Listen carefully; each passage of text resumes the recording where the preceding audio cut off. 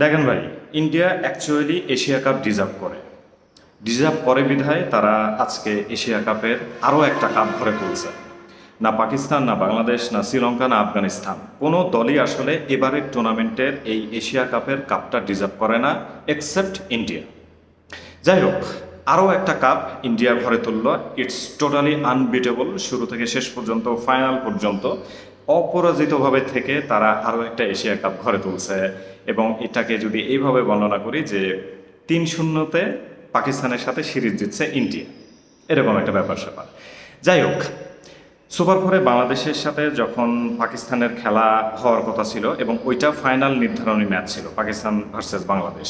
তো ওই ম্যাচের আগে পাকিস্তানের অনেক দর্শক তারা বাংলাদেশি প্লেয়ারদের রিকোয়েস্ট করছে ভিডিওর মাধ্যম দিয়ে যে সামনের ম্যাচে আপনারা পাকিস্তানকে হারাই দেবেন, কারণ অলরেডি আমরা 2টা ম্যাচে ইন্ডিয়ার কাছে হারছি, আমাদের মান সম্মান সব শেষ হয়ে গেছে।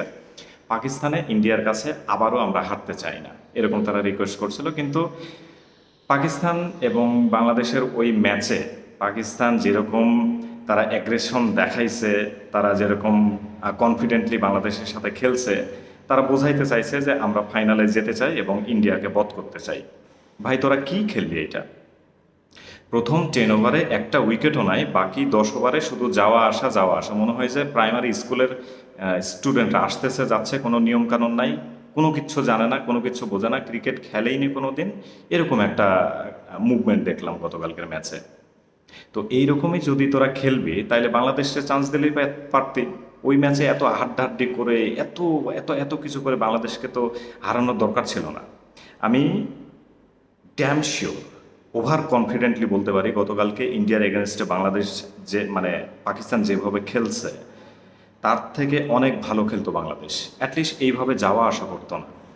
আর এই কয়টা রান তুলতো না ইন্ডিয়া, বাংলাদেশ এই কয়টা রান তুলতো না যদি ইন্ডিয়ার সাথে বাংলাদেশের ফাইনালটা হইতো। আমি ড্যাম শিওর পাকিস্তান গতকালকে যে ধরনের খেলা খেলছে।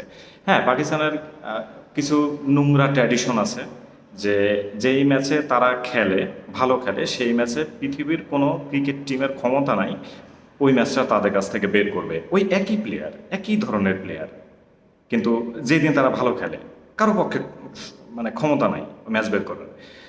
কিন্তু আবার ওদের যেই ইতিহাস আছে, বাজে ইতিহাস, সেটা হচ্ছে যে এমনভাবে আবার খেলে দেখা যাচ্ছে 50 রানের মধ্যে অল আউট, মনে হচ্ছে যে সদ্য একটা জন্ম নেয়া ক্রিকেট টিম।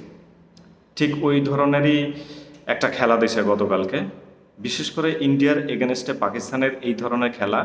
আমি মনে করি তারা ইন্ডিয়ার সাথে শুধু খেলা খেলে না, আমি মনে করি ইন্ডিয়ান প্লেয়াররা পাকিস্তানের সাথে যখন খেলে তারা শুধু ক্রিকেট খেলে না, দুই দেশের মধ্যে মেন্টালি যুদ্ধ চলে।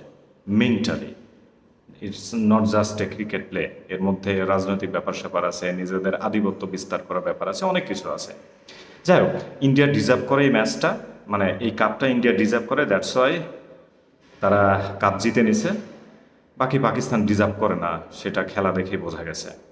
এটা উচিত ছিল না, বাংলাদেশ অ্যাটলিস্ট ফাইনাল ডিজার্ভ করে, বা করা উচিত। যদি করতো তাহলে হয়তো বা